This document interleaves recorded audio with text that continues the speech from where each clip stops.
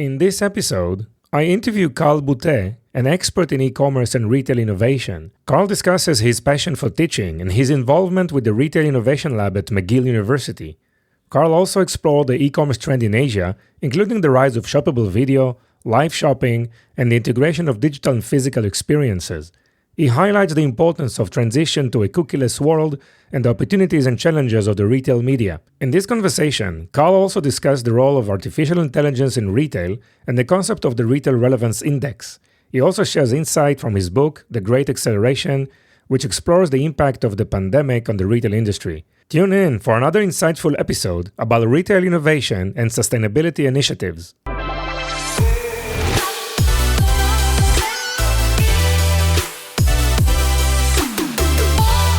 Welcome to the Ecom Pulse, your heartbeat to the world of e-commerce.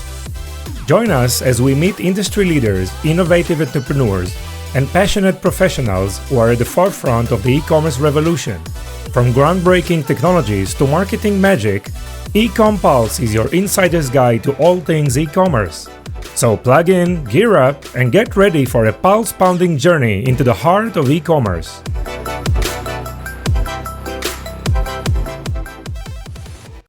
Hi everybody, welcome to another episode of the Ecom Pulse podcast. I'm your host, Eitan Koter. I have a special guest today, Carl Boutet. Welcome, Carl. How are you? I am great and excited to be here and jam all things e-commerce in such a rapidly evolving place that we're all trying to keep up with. Sure. So, Carl, thank you so much. We've been trying to schedule this for a while, and obviously it was very, very important for me to have you on the show with all your background and history. So why don't we start for you telling the audience about who you are, about your professional background, and you can start whenever you want that you feel is relevant, for this. So you don't want me to go back to my days of being a paper boy and working in the corner store? Everyone has a story. Everything is important. Right?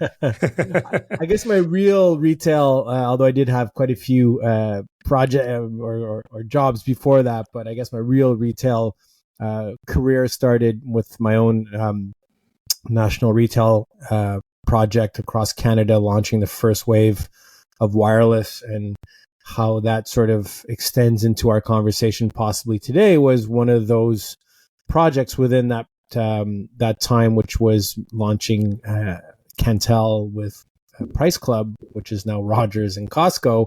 Yeah. I had the opportunity to be sort of a third party, or one of the first third party members of Costco.ca as they were lifting up in the early 2000s their e-commerce. I sort of saw that being built out, and actually most of the role I played there wasn't actually digital. It was actually on the supply chain side, because they didn't really know how to manage, and we had some infrastructure in place already supporting our own store network. So we leveraged that to sort of support their first steps into e-com and direct drop ship. So that was my beginning in e-commerce, and then sort of evolved over the years and helped businesses of all sizes navigate the quote unquote digital transformation, which in large part meant sort of finding their way into e-commerce, or as I also like to call it, e-influence. And then then I've basically spent the last 7 years with my own advisory work with Studio RX, where I work with retailers, again, of all sizes around the world, and as well with technology providers, helping them better navigate the retail waters. And last but not least, still importantly, gotten more into teaching and working with next generation in the last few years at McGill University and the Asian Institute of Technology. Yeah. So you are using all your experience, and you like teaching, you like sharing your knowledge, consulting. Any special reason why you took this route? How come you're so passionate about that? Yeah, it's a good question. I don't know where exactly it comes from. I think I enjoy the energy. I think if you're going to work in this space and sort of touch on innovation, which is kind of the general catalyst of all this, is you need to stay close to the new ideas, and they tend to emerge from the newer generation. So I think it's a win-win for me. I definitely get a lot out of teaching and sharing and getting that back in spades. And also one of the reasons why I've invested some considerable amount of my time also in Asia at the Institute of Technology, teaching digital marketing and analytics there. Because as we know, Asia is a fascinating marketplace when it comes to retail technology and consumer behavior. So and then here at McGill, we have a part of the group that stood up the Retail Innovation Lab as well. So it's full circle. I guess it's as much I enjoy sharing as I enjoy learning, and it comes together. Sure. So you mentioned you're advising to McGill Retail Innovation Club, and obviously you're teaching. So tell us more about the Retail Innovation Lab. What are the things that you're working on? So the McGill Retail Innovation Lab was announced back in 2017, which is how I got involved with the school in the first place, just sort of supporting it from afar and looking at exploring different opportunities as I was actually in the process of looking to stand up a retail lab in Montreal, because we have a lot of retail technologies here as well. Not as many as where you are, but we aspire to that maybe one day. And then when the school was announced through the Benson School of Retail Management, and that there would be a portion of the school that would be dedicated to a lab, that's how I first got involved. And we were looking at different projects, sort of sandbox concepts, and then along came a group called Alimentation Couche-Tard, which in the rest of the world is known as Circle K, which is sort of the second largest convenience store chain in the world after 7-Eleven, but touches on a bunch of different aspects. And so we became sort of their retail innovation lab in many ways. They have others, but sort of fully dedicated is the one where we focus more on frictionless checkout and that, some of the new technologies that they're exploring. So fun to be a part of that. I'm not really part of the day-to-day of that operation, but I'm close to it and sharing a lot of the knowledge from that as well. Amazing. And this is something that the students there are researching and analyzing, or just is like an ecosystem of tech startups, or is it both? Yeah, it's not quite an ecosystem, but there are some startups, some Montreal startups. Shout out to C2RO that's in the computer vision space that are in there helping with some of the analytics that the researchers are definitely using. So it's mostly for our PhD and postdoc students that are writing, doing research and writing papers around different consumer behavior subjects, and some of it could be predictive modeling that our friends like Maxime Cohen, who's actually a graduate from Tel Aviv, came. He's actually one of our co-directors. We have a lot of computer vision stuff. Obviously, is front and center, but pricing, demand prediction, path to purchase, sustainability and health. We have a medical school, so that's always interesting to see how we can combine these different departments and what they're looking into around food access and how to nudge healthier consumption patterns and things like that. So there's a ton of research. We could share a white paper that we sort of broke down some of the, distilled some of that research and make that, it's widely available. So happy to share that link with your audience. Yes, it's very, very interesting. Please share it. We put it in the show notes. And I'm really, really, super interested about your time in Asia, right? And I know you spent time in China. You even, been there before COVID broke up, right? In Wuhan, right? Yeah, I mean, that was literally sort of the beginning of my Great Acceleration, which is a book I wrote on the topic of how digital transformation sort of really sped up and imposed on us by the factors that the pandemic brought upon. But I was in China in mid-January 2020, literally a couple of days before Wuhan. Wow. Booked I was in Shanghai. But that was, I spend most of my time in Southeast Asia. So I teach, the main campus is based in Bangkok, and the satellite, campus, that I teach at are in Vietnam, in Ho Chi Minh and in Hanoi. So, it's just amazing to see sort of the whole ecosystem, and I'm sure we'll get into sort of what those platforms can look like, and the whole rise of super apps and live shopping obviously played a really big part in that. Exactly, and we know that Asia market is a few years ahead of North American market in terms of e-commerce, adoption, e-commerce in general, definitely volumes. And in this podcast, we talk a lot about shoppable video, live shopping, and I think it's one of the key drivers, definitely in Asia. So, what are the what have you learned there? What are the trends that you see there? That how do you see they're being adopted, in the Western world? So, I mean, I think it's important to sort of not lump all Asia in the same basket, because Asia is massive and there's a lot of parts to it. So there's China, which is at that 50% e-commerce rate, which is mind-boggling, and it's has much to do with Alibaba and JD.com and these sort of the platforms and the whole infrastructure that they've brought that have and the density of the populations they have that have made all this sort of business model work a lot more efficiently than we've seen in other parts of the world. So not to say that it's easily be replicated easily wherever else outside of China, but that's sort of the high watermark, which is easily twice as much as probably the next best.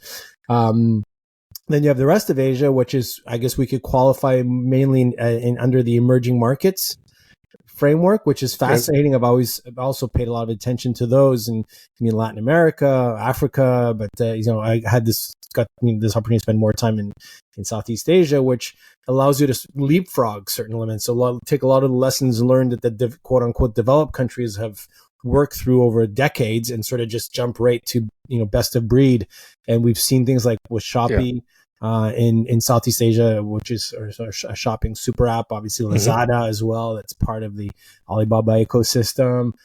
So they're close to China. They have that influence. They're able to see it more clearly.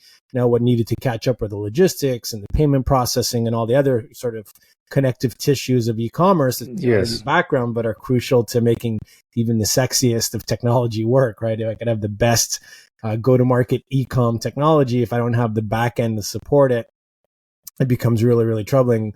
In one such market, I actually spent quite a bit of time not in, but studying and working with from afar. It was Nepal. I had some friends there, actually, that were tied to the Asian Institute of Technology, who went back to Kathmandu at the beginning of the pandemic, and you saw this explosion.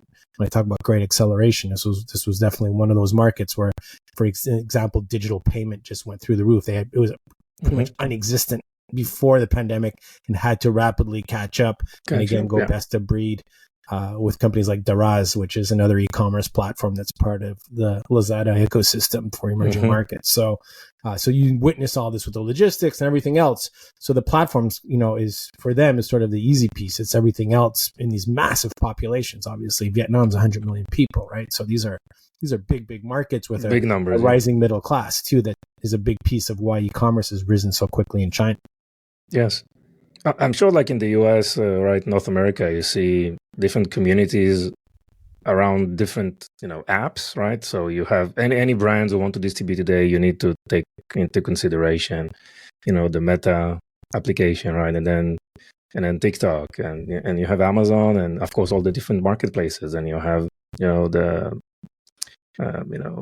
Snap organization. And I mean, it's like communities around. It's so complex, right? And like in Asia, there one app, like you mentioned the Lazada or the Shopee, they're able to consolidate, huge amount of people under their environment with this super app. So I guess it's really different, right? The environment and the way that's from Brighton and the way they organize themselves around communities here, and it's definitely a different journey.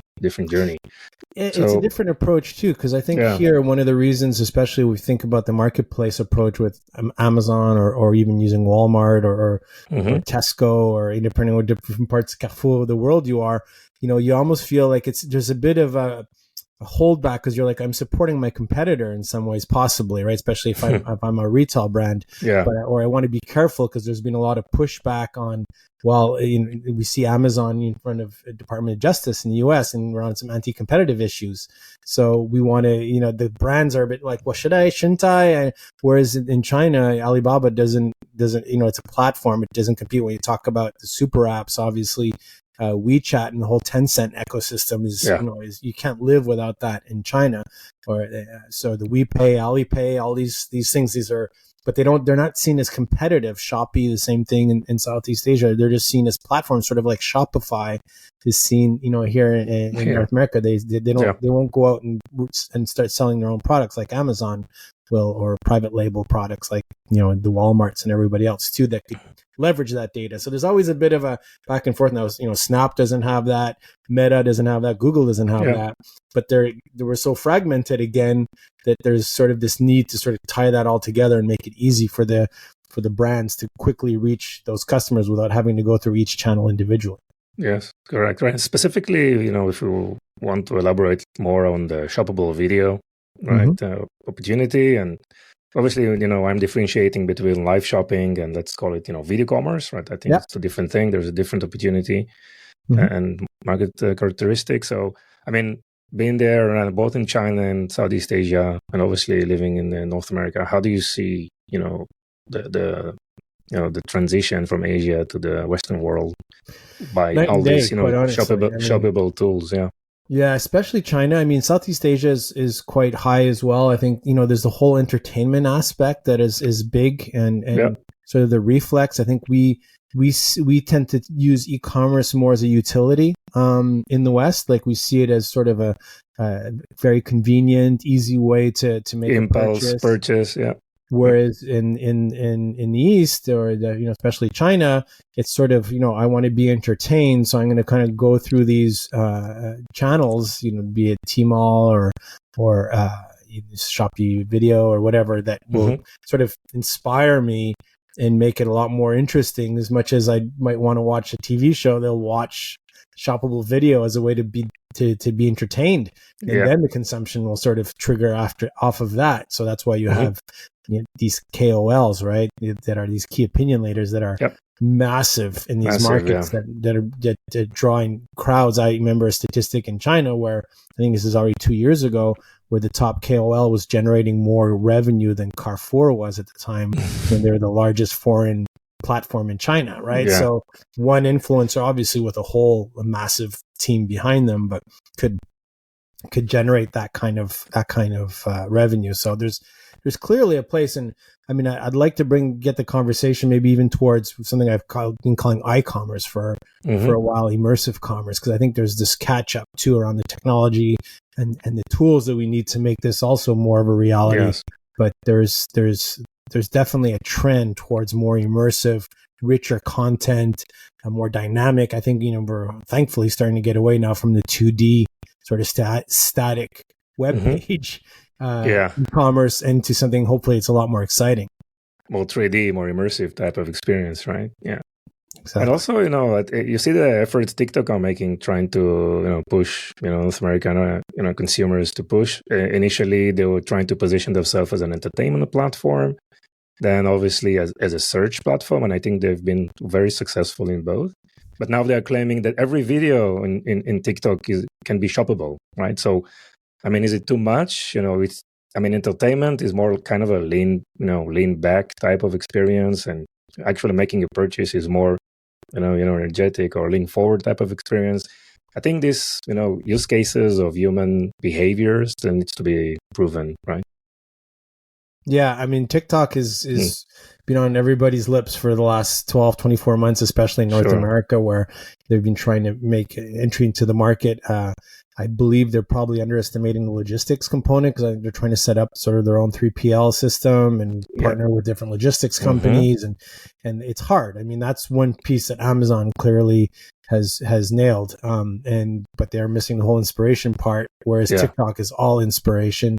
And the key word you said earlier, can be shoppable. Let's just hope it's not. The idea is we don't want it to become it's going to be something else. Yeah, it's going to be like still need to find that balance. But don't forget, everybody's path to monetization and profitability, regardless of the platform, is consumption, right? So the idea that you can become a vehicle or a conduit for consumption is at a certain point you have to get there. If you want to keep growing and showing top line revenue growth, you have to forge a path to that reality that you are going to be a consumption aggregator of some sort. Yeah. So it depends from which end you're starting. I think where TikTok is starting from is really interesting, and you're seeing different partnerships, different, so they know, and their algorithms are incredibly powerful. They have probably the best influence algorithms out there. So that's what everybody's expecting now. Geopolitics come into play, especially in North America. I suspect there will be something at some point there. And will logistics definitely be a complexity that so far is just not in their, it's just not in the way they seem to think. I think for them, it's sort of, that's easy stuff, and they see how it played out in China. The reality is it's, North America and Western, the Western world doesn't have the same logistical realities that China has. Yes. And specifically for some of the retail trends that, you've been discussing about the blurring of digital and physical, what do you see in this omni-channel, and phygital, type of trends? Yeah, that's been a key theme of mine for a decade now. Is this idea that we spend a lot of time, I'm guilty of this as well, of sort of talking in either or, or framing it as either or. And this is physical commerce, this is digital commerce or e-commerce or whatever. And often sharing statistics that sort of show that dichotomy, and that it's sort of it's one or the other, when the reality is it's one plus the other. Yes, there are some digital, native, whatever, brands that will continue to live predominantly in digital, but they're less and less. They've realized that they need those physical channels to even just build brand equity. Yeah. But I think obviously the contrary has been even more true, where the physical first brands and retailers have needed strong digital muscles, and that's the way the analogy I tend to make is this whole body analogy, where it's like if you just had a strong right arm and your left arm was useless, you need how resilient would your body be, and how could you sort of deal with the shocks that the market can send your way, which we saw the pandemic was clearly a massive shock that destabilized probably 80% of retailers that just weren't ready for it. Yeah, the 20% that were, though, and I'm just throwing that in a number just because it's usually like a Pareto thing, but they clearly benefited massively. I'll give the example here in the furniture industry of Wayfair, that was really struggling up until the pandemic. Okay. And when the pandemic hit, well, obviously they were perfectly positioned to furnish the homes that everybody was stuck in, because they were built on that premise. Whereas some of the more traditional furniture retailers who'd been saying for the past decade, nobody buys a couch online, got caught a little flat-footed. So now, and I'm using that almost as a caricature, but it's true, right? So what are those investments? What are those reflexes? And how do we get to this blur where we stop sort of focusing on what sets them apart and really put our energy into what makes one and the other better? And that's why I've been talking about, I talk sort of facetiously about the 50-50 of blurring of physical and digital, so that we get to that point, we stop talking about it, right? Because we're not going to even see the difference. It's going to become almost irrelevant how we differentiate them, because it's just the same path to purchase. And every day we see new examples of that showing up. Yes. I mean, it's interesting because you see retailers are trying to introduce physical experiences to digital journeys, right? Yeah. And also on the offline location, like the actual stores, with retail media, they're trying to excel and elaborate, and elevate digital experience with, digital signage and QR codes and experience like that. Obviously, it's pushed by tech. I guess I know there are a lot of technologies around, all these, digital to physical migrations and integrations, and it's interesting. It's interesting, and I think there is a really a demand for that also from shoppers, having this mixed reality of experiences. And it's gonna be fascinating going forward, Eitan, because I don't know about you, but if you have kids and you see around you how they consume media in the way that they engage with these immersive environments, be it fully virtual in some cases, to sort of augmented or whatever. I mean, for them, it's really natural, right? And the factor in here that we tend to forget, because you're right, it is technologically driven as well, is Moore's law, right? Is the fact that the compute just keeps on going up and up. The cost of that compute keeps going down and down. And it just makes these experiences more and more cost effective and richer at the same time, which means at some point, something's going to give. Now, we're talking today is, the talk of the town is Vision Pro and these things. I mean, we're still not there yet, but but you can start seeing clearer and clearer where this is all kind of headed. And that's what I keep when I do a lot of speaking as well. I do a lot of keynote speaking, and I've asked in most of my conferences, I mean, how many people here in this room of 500, 1,000, whatever, believe that 5 years from now, commerce is going to be less digitally influenced? Wow. That's a good one. I haven't seen a hand go up yet. Yeah. What does that mean? Does it mean now, like, people are like, yeah, but people still like to shop in store? Obviously, they still love to shop in store. I hope they do. And I mean, that's again back to the dichotomy. Well, if it's that it's a zero sum. No, these are complementary. So the idea is, if the path to purchase is to be more digitized, which again, nobody's raised their arm. I'm looking forward to the day somebody says, no, I think we're and there are going to be concepts that are actually going to be countercurrent, as there always is, but the majority of it is going to grow, and we'll see that that path to purchase. When we say more digitized, things like shoppable video obviously is a part of that. Just this richer, more immersive, the e-commerce thing again coming more and more to fruit with better hardware, better software, better bandwidth, better everything, right? So it's just like, if you're betting against that, if you're betting that those things aren't going to happen, that we're not going to have better software, we're not going to have better hardware, and we're not going to have better bandwidth and processing, I don't know if I want to be on that end of the bet. Yeah, correct.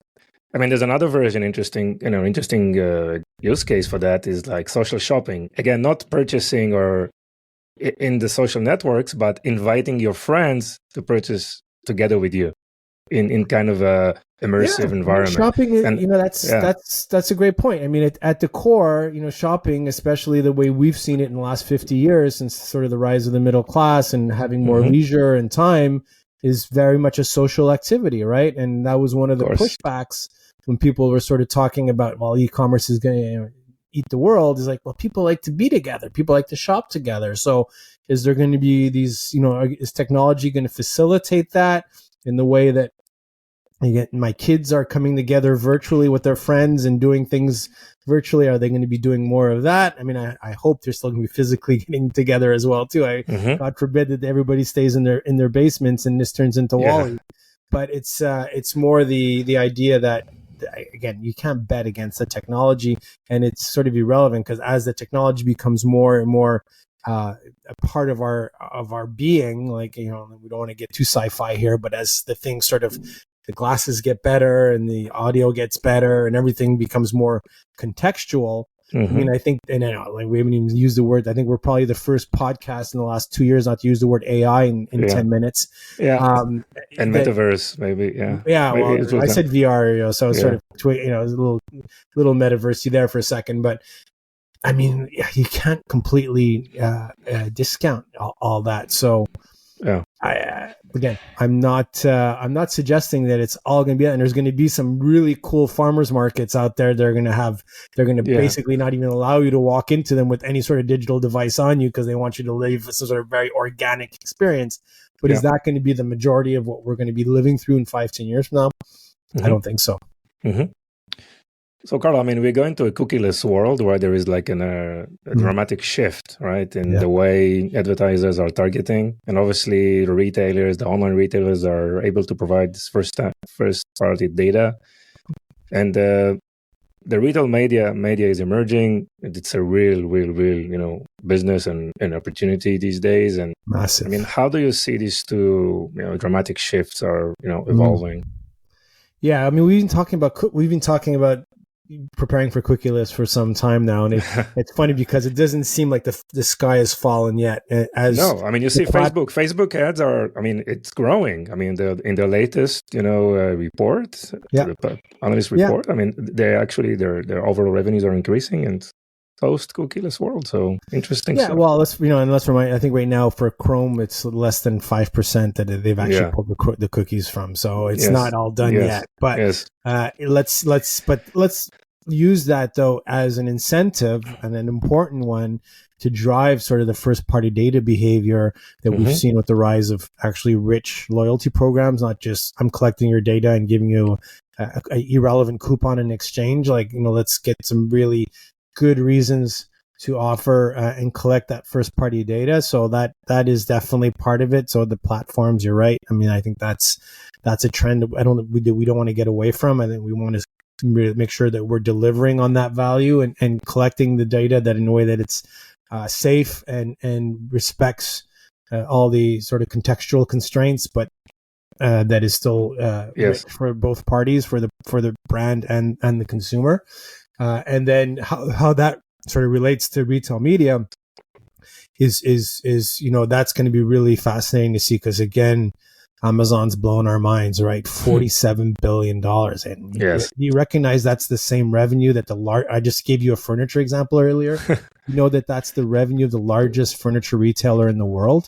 And they do that in retail media. I'm referring to IKEA's global revenues, $47 billion. So Amazon just with their retail media is matching IKEA's revenue. I mean, just think about that. And by the way, and it's growing at a way faster. It's great. The trajectory is huge. I mean, it's very, very intense. It's going up and up and up. And even before discussing, the big screens, CTVs. I mean, Amazon Prime, Apple TV, Netflix, Disney.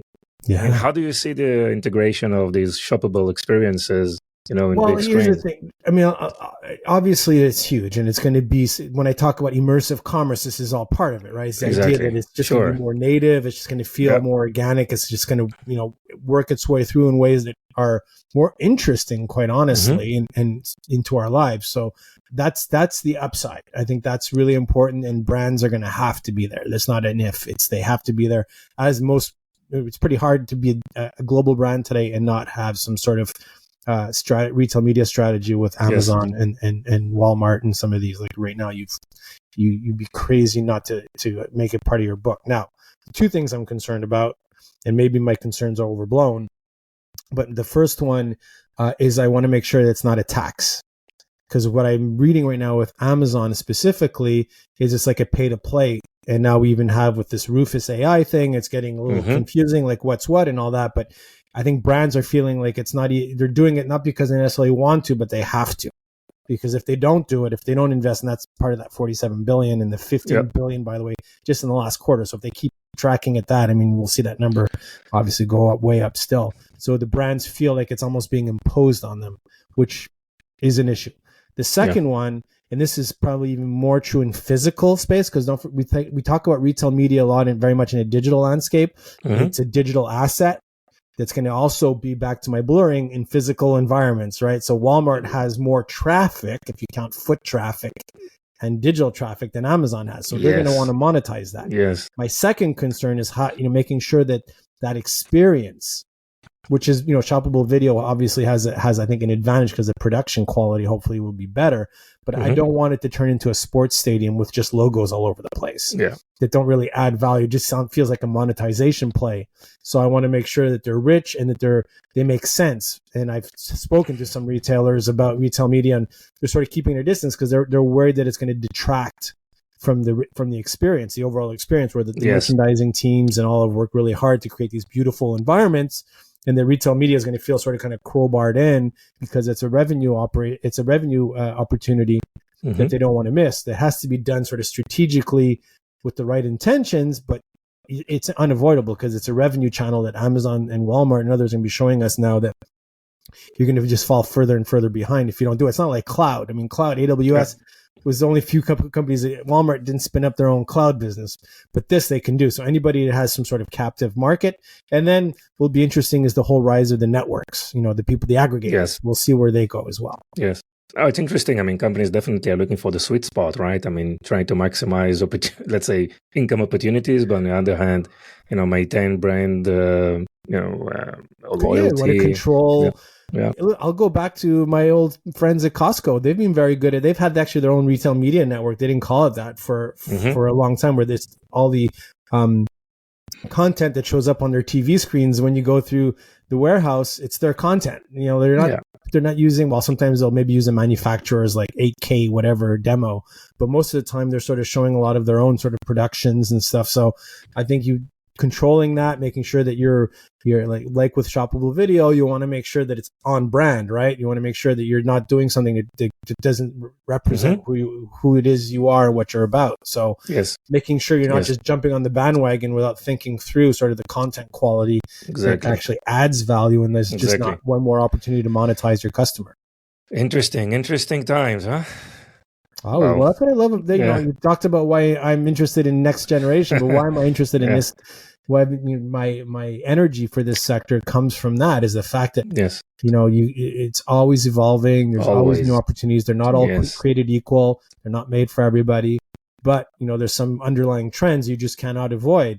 And we're really entering a new era here. I mean, when I talk about the rise of retail networks and sort of artificial intelligence, or what that's going to play into all this, I mean, it's like saying 20 years ago, you were excited to announce you have a website. I mean, do you know any retailer or brand today that's going around talking how excited they are about having a website? Or like 50 years ago, 100 years ago, saying we have electricity. I mean, these are like fundamental sort of stages that we're going through. Sure. Carl, I know you talk a lot about the Retail Innovation Index. You want to share with us what exactly you mean? So the Retail Innovation Index, or are you talking about...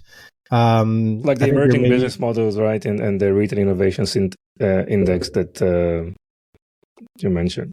Yeah, so it's the Retail Relevance Index, I think maybe you're referring to, not the Innovation Index, the Retail Relevance Index. Relevance Index, okay. Yeah, so it's a model that I've been working on also for almost close to a decade as well, where I've been really interested in not just what it is to sort of keep up with innovation. Let's stop right 1 second. Sorry, Carl. So let's do that again. I'll just mark here.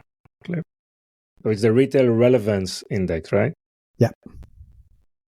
Yeah. So the Retail Relevance Index for the past decade. Let me ask you. Sorry. Go ahead, Carl. Okay.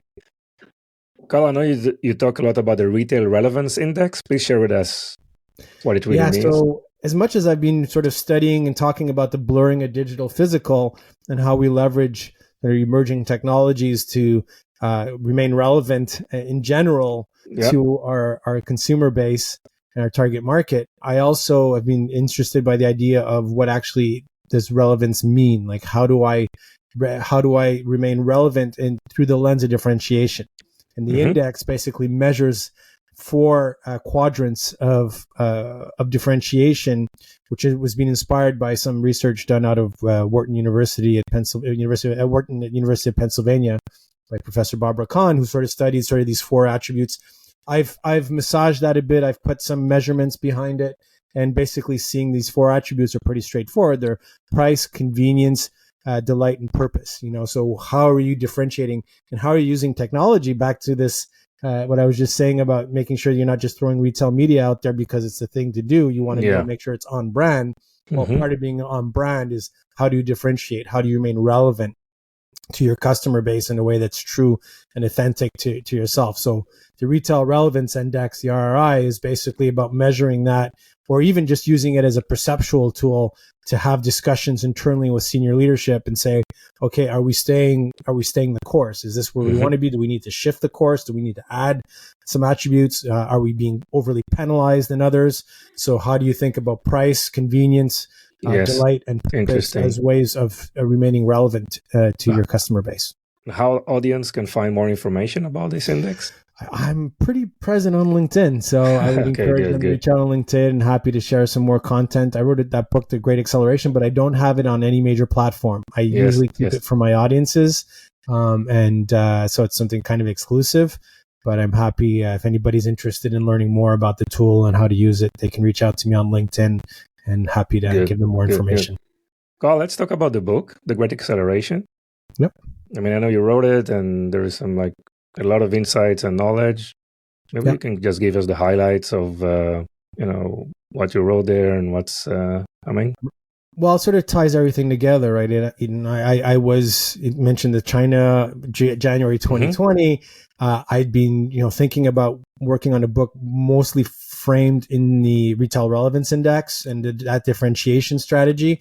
And then I was sort of at the forefront of this great acceleration. It's a term I believe, anyway, I was the first one, I think, to coin it in April of 2020, just because I was actually part of a friend's book launch virtual, Steve Dennis, who is launching Remarkable Retail, and we were hosting it for him, and we had this discussion again, April 2020. We're like the beginning of lockdown still, and we're trying to already trying to reflect. There was a panel with Scott Galloway, and there was Seth Godin there as well, and we're just like, what can be the implications of this pandemic, in terms of retail and consumption. And that's where I came out with this notion that we've had the Great Depression, we've had the Great Recession. And the word acceleration was on everybody's lips. Everybody was sort of pulling forward these investments that they were planning on doing around more digitizing a greater part of the path to purchase. So I said, can we look back on this era as the Great Acceleration? Because a lot of budgets were shifting, so on. So that's where the sort of thesis for the book was.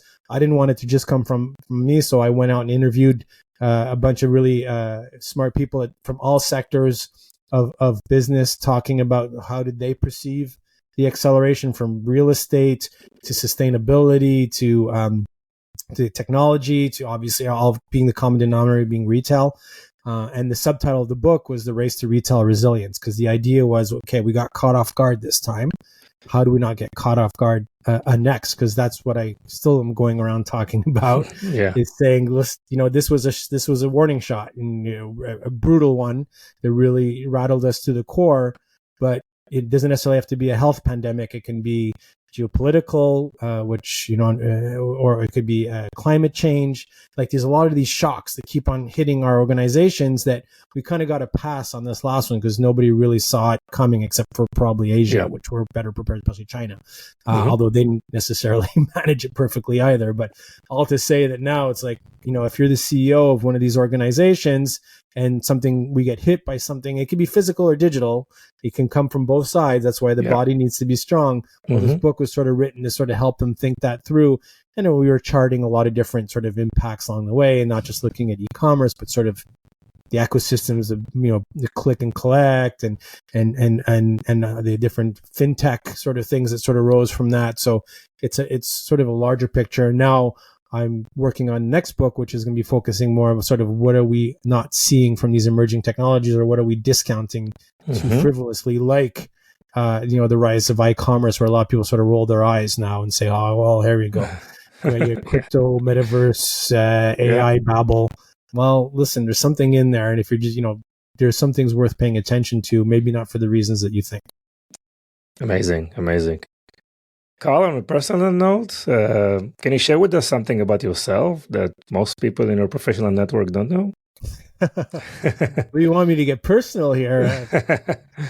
Well, listen, I mean, I if I get on the personal side, I just, I do enjoy the next, this, you asked about the next generation. I have three, older teenage kids, young adults, trying to create an environment, a world that hopefully is beneficial. I think we focus a lot on technology. We have to sort of make sure that we keep a big picture around that. Yes. And I do support a lot of sustainability initiatives too, and sustainable retailing especially. So, I mean, I don't know if that's truly personal, but I think that's sort of, I try to keep some sort of balance where I'm not just seen as a technologist for technology's sake, but how do we keep this all in sort of in equilibrium?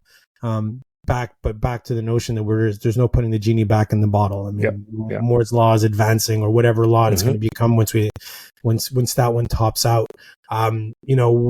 So that's where I think the personal side is. I'm trying to find this balance. And when I teach emerging technologies and new business models, I try to bring also around privacy and how we leverage data and these things that collect and leverage data. So I try to bring that to my students as well, this sort of the sensitivity to, maybe it's just with being in business for 30 years, seeing sort of finding this balance. It's not all in or all out. And that's where maybe back to my blurring, I'm very much into equilibrium. Yes. And I hear we have plenty of topics probably for the next part 2 of the episode. So, wow. Absolutely. It was really, really fascinating, Carl. Thank you so much. So where is the best place to find you? LinkedIn. I mean, Yep. I'm a power LinkedIn user. I'm pretty Mhm. responsive on it. If anybody that has engaged with me on it could tell you, including yourself. Yep. So let's, link to Carl Boutet on LinkedIn. Pretty easy to find me. Great, Carl. Thank you so much. Wish you all the best. It's been a Likewise. great year. Be well. Thank you for joining us on this episode. Your support means the world to us. If today's episode has been insightful for you, consider sharing it with someone who would also benefit. Even one share can make a big difference. Looking to elevate your e-commerce game? Discover Vimy, a multi-channel e-commerce platform that will transform your business with the power of shoppable video. Visit us at vimy.net to learn more. It's Vimy, VIMMI.net. Thank you for being part of our journey. Stay tuned for more invaluable insights in our next episode.